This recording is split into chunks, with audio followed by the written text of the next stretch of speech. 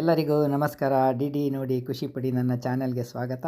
ಇವತ್ತು ನಿಮಗೆ ಇಲ್ಲಿ ಕಾಣ್ತಾ ಇರೋ ಈ ಮಸಾಲೆ ರೊಟ್ಟಿನ ನನ್ನ ಸ್ಟೈಲಲ್ಲಿ ಹೇಗೆ ಮಾಡೋದು ಅಂತ ತೋರಿಸ್ತೀನಿ, ಬನ್ನಿ.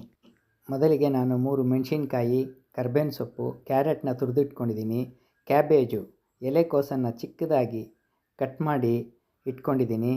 ಅದೇ ರೀತಿ 2 ಈರುಳ್ಳಿಯನ್ನು ಸಣ್ಣದಾಗಿ ಹೆಚ್ಚಿ ಇಟ್ಕೊಂಡಿದ್ದೀನಿ. ಇದನ್ನೆಲ್ಲ ಒಂದು ಚೂರು ಉಪ್ಪನ್ನು ಹಾಕಿ ಮೊದಲು ಕಲಿಸ್ಕೊಳ್ಳಿ, ಪೂರ್ತಿ ಉಪ್ಪು ಹಾಕಬೇಡಿ.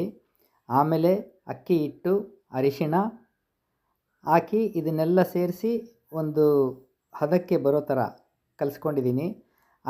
ಉಳಿದಿರೋ ಅಂಥ ಅನ್ನ ಹಾಕ್ಕೊಂಡಿದ್ದೀನಿ, ಯಾಕಂದರೆ ರೊಟ್ಟಿ ಮೆತ್ತಗೆ ಬರಬೇಕು ಅಂತೇಳಿ.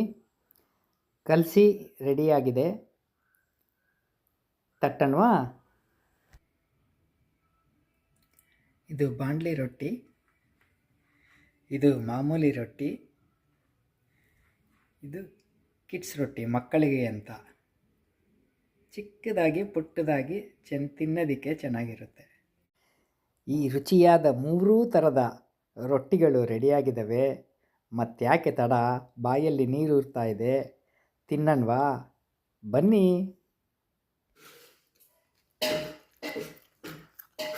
ಅದ್ಭುತವಾಗಿದೆ. ನೀವು ಈ ರುಚಿಯನ್ನು ಮಾಡಿ ನೋಡಿ, ಕಾಮೆಂಟ್ ಬಾಕ್ಸಲ್ಲಿ ತಿಳಿಸಿ ಹೇಗಿತ್ತು ಅಂತ. ಮತ್ತೊಂದು ವಿಡಿಯೋ ಜೊತೆ ನಿಮ್ಮ ಜೊತೆ ಬರ್ತೀನಿ. ನಮಸ್ಕಾರ.